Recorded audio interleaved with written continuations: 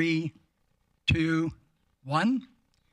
Welcome to the Infrastructure and Economic Development Committee meeting for October 11th at 9 a.m. Members of the committee are Mike O'Connor, the chair, Gladys Blackmore, Wendy Bosch, and Mayor Jackie Clayton. I'll call the meeting to order. As there are no delegations, we'll go to 3 reports.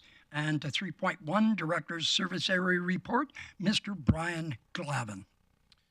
Thank you, Chair O'Connor. We'll start off in economic development. The area has been busy over the last little while with sending out congratulations to 6 new businesses that started between the last meeting and this one, as well with Small Business Week coming up in West Grande Prairie, along with members of council and the corporate leadership team. Will be out and about for the Small Business Walk on Tuesday, October 18th, where we'll be going into a number of local businesses to connect and gain feedback and say thank you for doing business in Grande Prairie.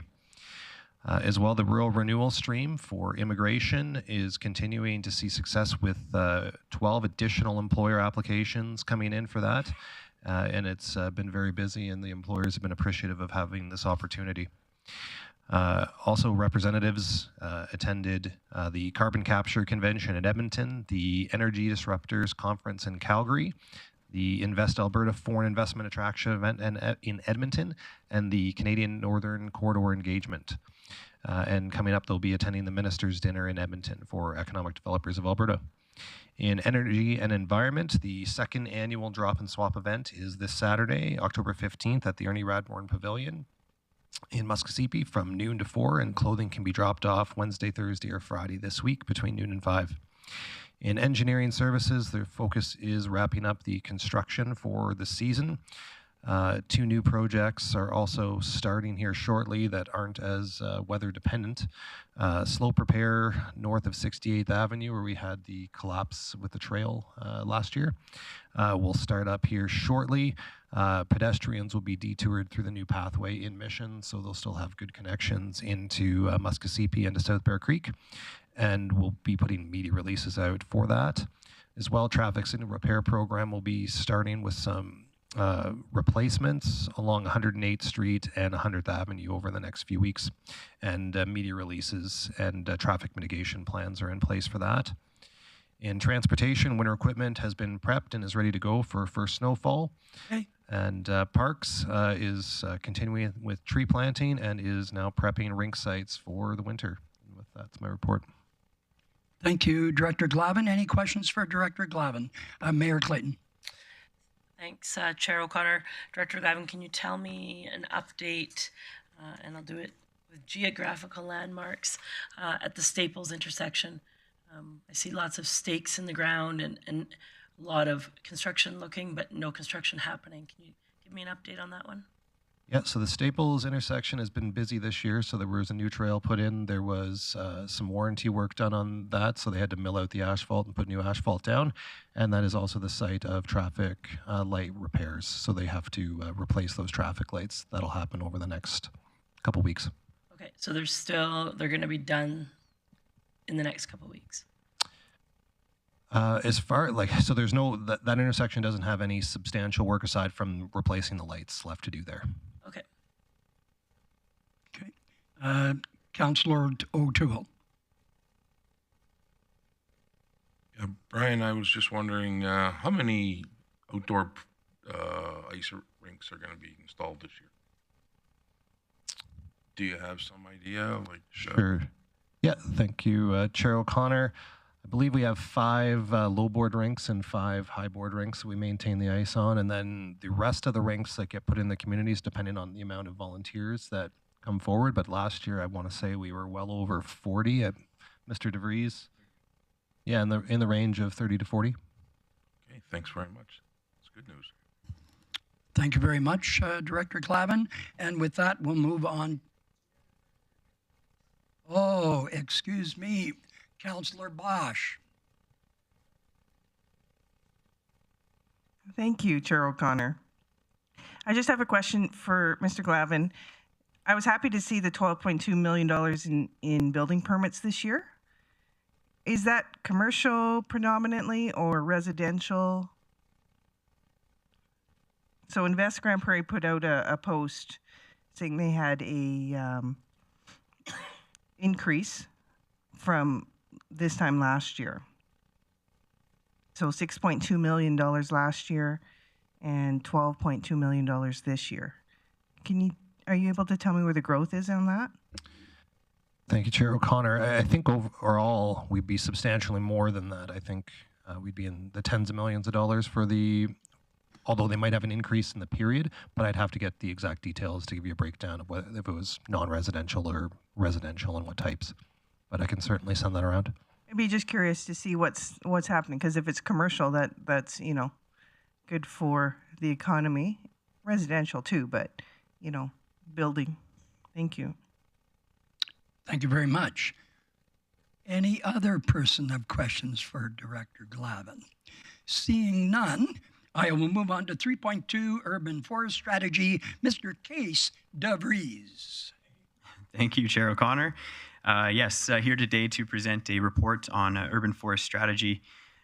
It's a large report. I'll try and condense it as much as possible. I'll start with the recommendations and then sort of work through the details within the report. May also spend a bit of time in the attachments just to provide a bit more clarity as well. There are two recommendations for today's report. The first is that the Infrastructure and Economic Development Committee recommends Council refer a capital request of $140,000 for Phase 1A of the proposed urban forest strategy to 2023 budget deliberations. And the second recommendation is that the Infrastructure and Economic Development Committee recommends Council refer a second capital request of $100,000 for Phase 2 of the proposed urban forest strategy to 2023 budget deliberations. As mentioned, I will spend a bit of time in Attachment 1 to further explain those recommendations.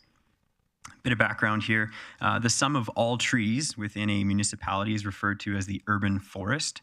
And then as such, urban forestry is the planning, planting, protection, maintenance, and care of those trees, really for the economic, environmental, social, and public health benefits.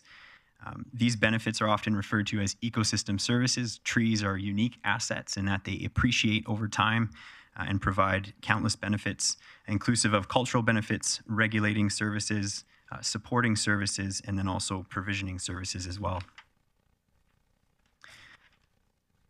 So currently there are three key documents that provide administration guidance regarding our urban forest management today. The first is the 2007 Tree Management Plan. This is an older plan that was developed in a boom cycle in the 2000s, but does still have some relevant information that our staff and our crews pull from. The second document that we lean on is the 2012 Parks and Open Space Master Plan. And then the third document is the 2014 Integrated Pest Management Plan, which has a large focus on trees and tree health, as trees are good indicator species of overall ecosystem health. There is additional tree-related strategy within, sort of sprinkled amongst other documents at the city, inclusive of the engineering design and construction manuals, and as well as some of our bylaws. In the analysis section, many key points that are discussed in the three identified plans are currently embedded into existing parks operations. Some of the recommendations from the plans, and in particular the Parks Master Plan, simply require dedicated funding to execute. These recommendations are contained in Attachment 1, and we've formed them into 4 phases as what we're calling the proposed urban forest strategy. And the purpose of the phases is to essentially action tree planting projects sooner than later, to capitalize on those benefits that I mentioned earlier, and also to action elements of Council's strategic plan in a timely manner. When developing this report and was working with staff, it was almost as if Council had a copy of the Parks Master Plan during their strategic planning sessions. I'm not sure if that was true, but there's a lot of alignment there, which is certainly good. So to move forward with Phase 1 in the coming year, administration recommends requesting funding for Phase 1A, which is to specifically action tree planting at the entrance features on the north and the west ends of our city, and as well to plant trees within a section of boulevard along 100th Avenue between 116th Street and 112th Street. This request is supported by that master plan, as noted, and I quote, "Entries into the city should be designated as special thoroughfares and include significant tree planting." So there is a bit of a 3D concept in Attachment 2 of what this additional planting may look like. And of course, this is just conceptual at this time, so it's not design, meaning that there is subject to change, of course, to these concepts due to utility locations, traffic sightlines, and other potential conflicts. As directed in June, at the June 21st committee meeting, administration did do some work externally with several municipalities. A summary of our interviews with 10 municipalities is contained in attachment 3. There are some general themes that were uncovered during this research. 8 out of the 10 municipalities do have an urban forest plan or an urban forest strategy, with the average age of those plans being around 7 years, where the City of Grande Prairie's current tree management plan is 15 years old. There are common threads as well. Many municipalities are establishing and working on their tree inventories. They're focusing on diversification of species. Some municipalities are working with tree canopy cover, which is a number that you can sort of work with using GIS information. Some cities are setting targets to expand their tree canopy cover, for example. And then many municipalities, if not all of the ones we spoke with, are really focused on increasing tree protection measures.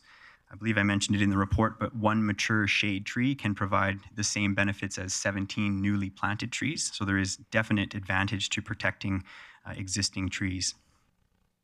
There were some unique initiatives as well that were uncovered. Lethbridge has a big focus on planting trees in groves. They find that there's better success with their tree planting initiatives when they plant trees together. Okotoks has a focus simply on maintaining tree canopy cover. As I mentioned, some cities are expanding tree canopy cover.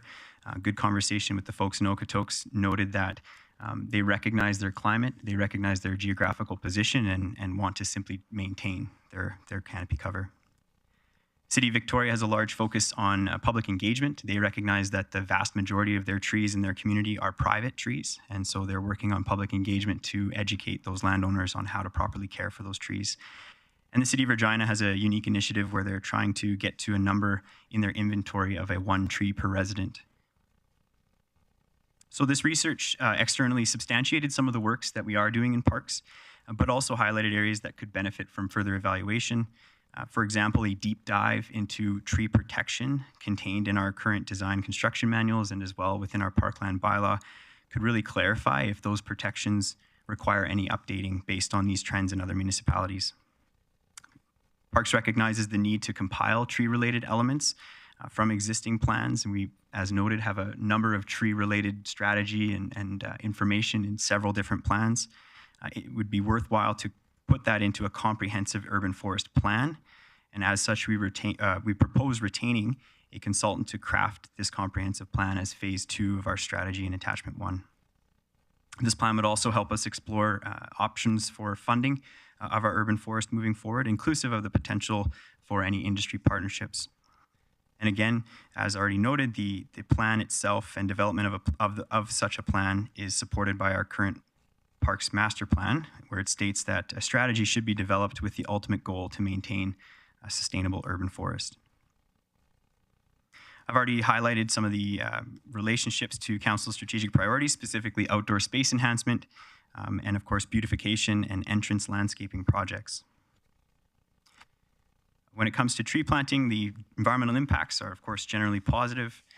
On the economic front, cities that have well-developed parks and open space systems are thought to be more desirable places to live, work, and do business. Administration is also actively pursuing some opportunities with industry to advance our beautification focus and improve the city's urban forest. And on the social front, of course, planting healthy trees will improve quality of life for residents. A lot of stakeholder engagement went into this report. Internally, we worked with a number of different departments, including environmental services and our GIS department to help develop those concepts. And as mentioned externally, we worked with a number of large centers like Regina, Winnipeg, and Edmonton. Prior to any implementation of large planting projects, such as that in Phase 1A, we will consult with some of the adjacent landowners and other stakeholders to discuss the project. On the budget front, as noted, Phase 1A will require a funding amount of $140,000, and Phase 2 will require an amount of $100,000. And a quick note, it is noted that in the report that increased capital investment into tree assets may require some future investment or investigation into our operating budgets to ensure that we can adequately service those assets. Currently, we have around 27,000 trees that are managed by a tree crew in the summertime of 5 staff and 2 tree trucks. In summary, administration acknowledges the benefits of acting now on the recommendations for targeted tree planting and initiating the creation of a comprehensive urban forest plan. Administration recommends capital funding for new tree and vegetation planting at the north and west entrances, and capital funding for the development of a comprehensive urban forest plan. As mentioned, attachment 1, bit of a breakdown into those phases, which are in alignment with the Parks Master Plan, phase 1, 2, 3, and 4. And we did spend some time breaking up phase 1 into some sub-phases as easier to digest and work with as we move forward with this strategy. There's also a second table that highlights some of the work that would happen when moving forward with these planting projects to ensure that we're connecting with our internal and external stakeholders. And with that, I'll be happy to take any questions. Okay, well, thank you very much, Mr. DeVries. That was a very excellent report. I'm looking around to see if there are any questions. I've got a whole queue. Dylan, then Bosch, and then Mayor Clayton. So go ahead, Mr. Bressie. Great, thank you. If I may, Mr. Chair, I've got 2 questions about trees on public land, or sorry, private land. I'm curious, as you talk to other cities, do you have any conversations about things they're doing to encourage planting or protection on private land, or do you just focus on public land? Yeah, thank you. Through Chair Connor, most of the focus was on public land trees. As mentioned, there was some good conversations with the City of Victoria. They've got some good engagement programs that they're in development right now to really provide information to private landowners around how to care for trees. But a lot of the discussion and focus was on the public trees. And if council did fund this urban forestry plan, would it only, without any additional direction for council, would it only focus on public land, or would it be looking at both public and private land? Yes, thank you. Through Chair O'Connor, the current focus would be on the public land trees. Yeah, just something for our committee to consider, and as we get into budget deliberations. Personally, I'd love us, if we're going to talk the strategy, most land is private, and I think there are things municipalities do. We do a really good job informally of education. I know I just planted 8 trees on my land because I went to a city workshop, so we do some things informally, but there might be some more formal things, including potentially funding or providing trees, which some municipalities do. So I hope as we're having this conversation that we'd also talk about private land, not just public. Okay, thank you, Mr. Bressie. Councillor Bosch. Thank you, Chair O'Connor. Isn't there a quote? The best time to plant a tree was 50 years ago, and the second best time is today. So I think we do have to work on this for sure. I think we look so barren when you come into the entranceways. So so far, I'm in favor of this. My question of the $140,000, is that mature trees that would go in, or like what size of trees would you start with that kind of budget on the entranceways? Yeah, thank you. Through Chair O'Connor, I can break that $140,000 a little bit. So we would essentially earmark $20,000 for each of the entrance signs. The size of trees that we find do the best, and what our current design and construction manuals call for, is a 50 millimeter caliper tree. That means a 2 to 2.5 inch diameter tree. And so it's not as small as you can go and not as big either. Larger trees can have a more impact initially, but they are under a lot of stress. And when you move a tree that's older and larger, it's already happy where it is and was.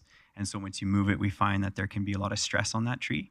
The 50 millimeter caliper size seems to be quite successful in our current operations. Okay. And for the private tree planting, do we provide any guidance if people, call the city as to perhaps what kind of trees and checking on them for diseases and such? Yes, thank you. Through Chair O'Connor, there is some information that is provided. So if a resident has questions about what works well in the city, our staff can definitely provide some guidance to those inquiries. Okay, thank you. Mayor Clayton. Thanks, Chair O'Connor. I'm wondering, Mr. DeVries, do you have a cost estimate on phases B, C, D, and E? Thank you. Through Chair O'Connor, we don't currently have cost estimates laid out for those, but what we do have is, so based on phase 1A and the attachment 2, figure 1, you can see that there are 7 beds there. We have estimate costs for those different bed sizes. And so if we were to look at a different area, it wouldn't take too much time essentially to figure out how many beds could we potentially place in a location and then attach some costs to those. So if I could have a follow-up. Thanks, Chair O'Connor. At any point, or is today the appropriate time, in your opinion, is council going to have, or committee going to have discussion in regards to the strategy with the existing money that's already budgeted, that's traditionally been ongoing, about $95,000 annually? In my opinion, of the $95,000 we spend, a lot of it's on tree replacement, and it may not necessarily be in strategic areas visually. And so I'm wondering, would it be your plan that if committee and council were to approve the development of an urban forest plan, that would include committee type discussion in regards on the strategy as a whole, incorporating existing dollars and potential needs for additional dollars?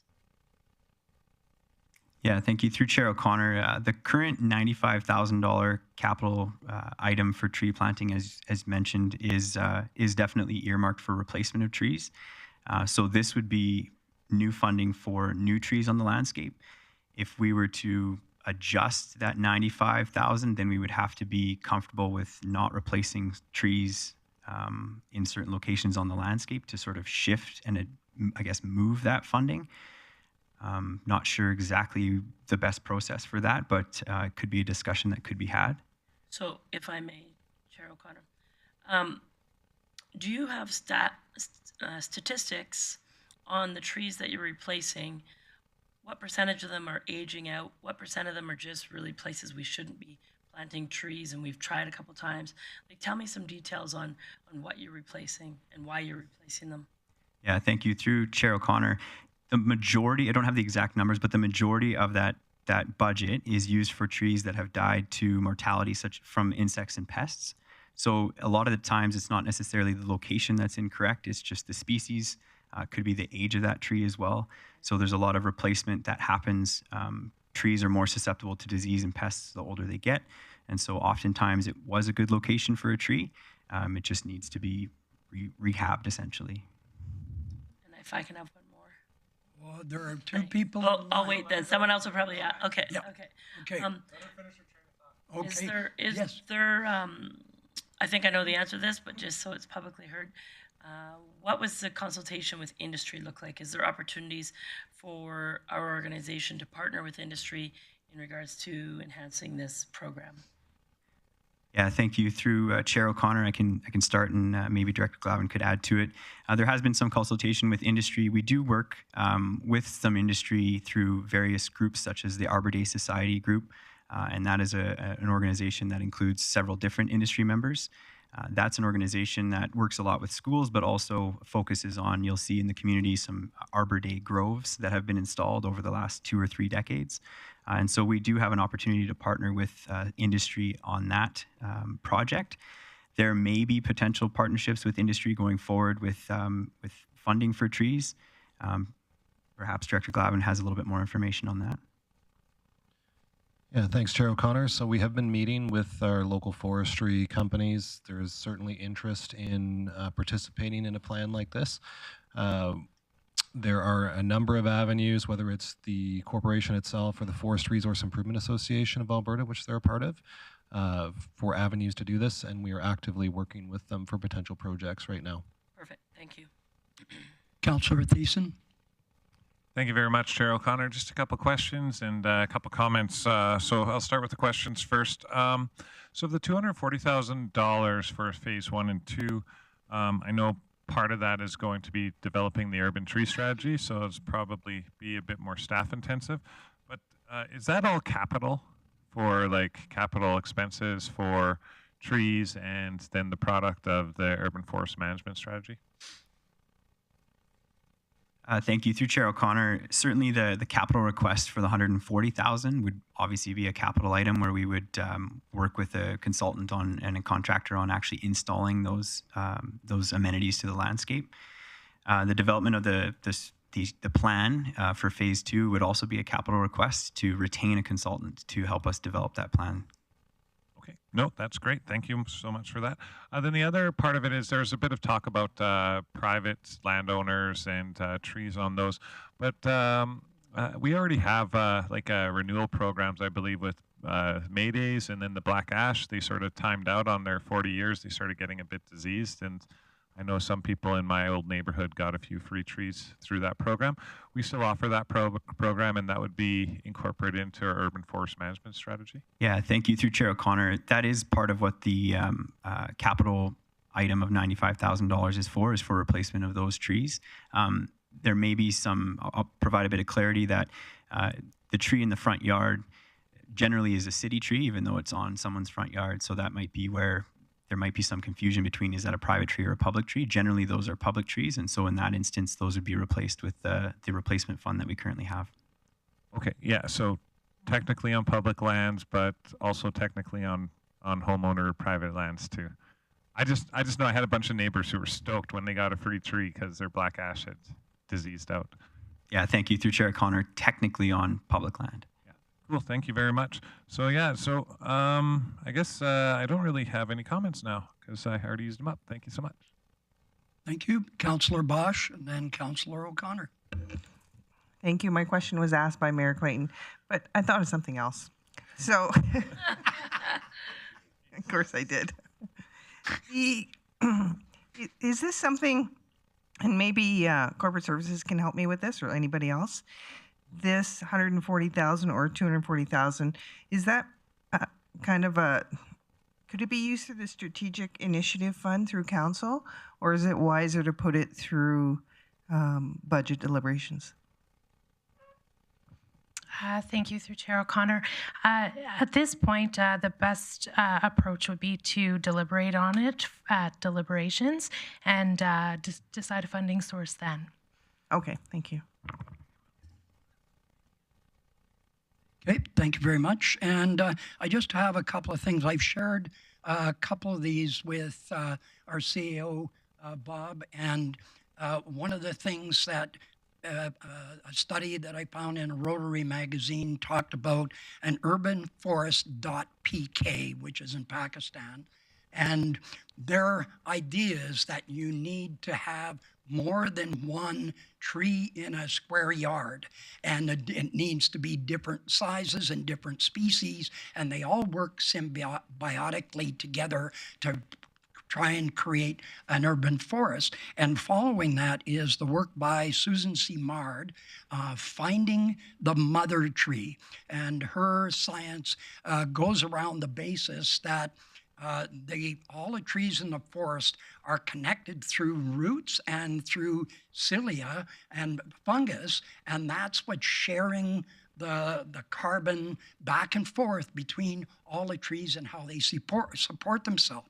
So my question to you is whether we are looking at not just single tree planting, but more in the copse type where we've got various diversities and they all help each other and they will be more successful. So I was just wondering, is that a consideration? Yes, thank you, Chair O'Connor. That is a huge consideration for us.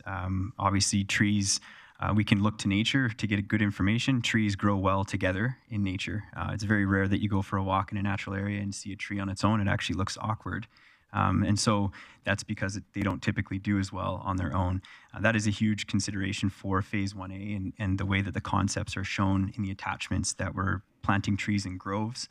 This was information as well that was backed up by other municipalities we spoke with, inclusive of Lethbridge, which has a fairly significant urban forest. And they find greater success when you plant trees, different species, different sizes within a grove setting. Thank you. That is tremendous news. So I'll be looking to business going forward. Councillor Bosch. Thank you, Chair O'Connor. I really like what we're looking at here. I think it's about time. It'll look good, hopefully, if we get this through. I move that we refer a capital request of $140,000 for Phase 1A of the proposed urban forest strategy, Attachment 1, to the 2023 budget deliberations, and 2, refer capital request of $100,000 for Phase 2 of the proposed urban forestry strategy, Attachment 1, to the 2023 budget deliberations. Okay, that motion is in order. Any discussion? Mayor Clayton. Thanks, Chair O'Connor. I think this is a great start to this conversation. I look forward to the discussion at budget. I will probably have a couple questions for administration following this. My consideration at budget will be to look at this dollar amount of $140,000 to be increased. So I'll have a discussion with administration following to see where the sort of increments of money could be increased to include possibly 1B, 1C, items like that. So just a heads up. Thanks. Cool. Thank you. Councillor Bosch. Just a note, thank you, Councillor O'Connor. Will we know by deliberations what potentially industry or stakeholders will have for investment ideas or dollars by then? It's up in the air right now. Yeah, thank you through Chair O'Connor. Not sure on that, to be honest, exactly how much information or partnership we would have with industry by that point. Okay. Director Glavin. Thank you, Chair O'Connor. Yeah, this is something where we come up, so the idea of working with industry is that we come up with concepts that meet the intents of what industry is trying to do. So with the FRIA grants, the forest resource industry grants, are trying to achieve some objectives. Some of them are how they better support and educate people on the forest products industry, connecting people with the forest products industry through interpretive trails and that sort of thing. So we have to build a case or build a concept that works within the confines of what they're looking to support. However, that being said, there's a pretty broad range of things that they'll support. So we'll be meeting with them over the course of this month and next month to try and get something sketched out and put in. That would be great, because the more information we have on that piece, that aligns with what Mayor Clayton's talking about in increasing our plans, right? Thank you. Councillor Thiessen. Yeah, thank you very much, Chair O'Connor. Super excited to hear that the mayor is considering increasing this budget come budget time, and I know our administration will be backed up. I just want to make sure, because if it were up to me, I'd be like, let's blow the whole budget now and plant every phase. But I want to make sure that we can do it. I know last year we had a very ambitious budget for road construction, and we're literally taking it right to the snow. So I want to make sure that we have enough people and staff. So to Mr. DeVries, if we were to expand the different phases into our budget and look for more funding, would we have enough staff to ensure that work could get done, or would there be a need for operational requests as well? Thank you through Chair O'Connor. It's a good question, and it's part of the reason we proposed just Phase 1A at this time, to ensure that we could properly and adequately put those assets on the landscape and ensure their success. There may be potential to expand on that a little bit. We'd have to look internally and potentially shift priorities a little bit with our existing complement. The other element as well, why Phase 1A was the only one brought forward today, is we want to make sure that it's going to work as well and that it's feasible. So it's a bit of a bite-sized chunk of a larger program. We recognize that. So staffing is something that we'll have to consider, and then as well ensuring that we can successfully repeat a phase like 1A on the landscape. Okay, and to Councillor Bresley, I just remind you, we have a motion on the floor, so you have the last word, and then we'll call the question. No, I'm not going to beat a dead horse. Go ahead. Great. Yeah, just a heads up to administration. The question I'll be asking come budget time is for that for that forest strategy. As I said, I'd love us to explore supporting and encouraging on private land too. So I'll be asking, are those resources sufficient to do that? Or if I want to see a study of private support and resourcing too, do we need to expand that budget? So just a heads up about a question I'll be asking during budget. Just a slight timeout here. Just one sec. It's all good. Thank you very much. Call the question.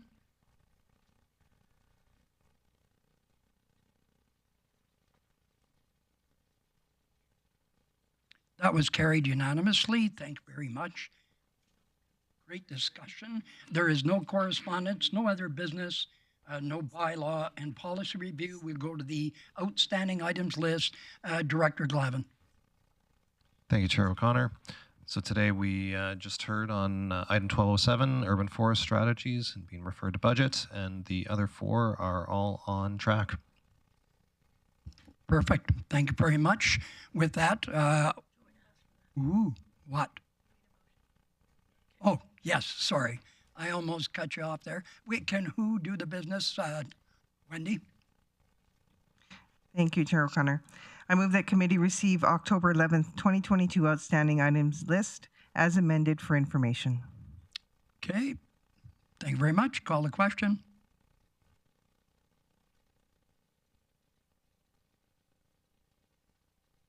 Carried unanimously. Thank you very much. And with that, without any there, how long a break are we going to take? A few minutes? Okay. We'll adjourn the meeting. Thank you.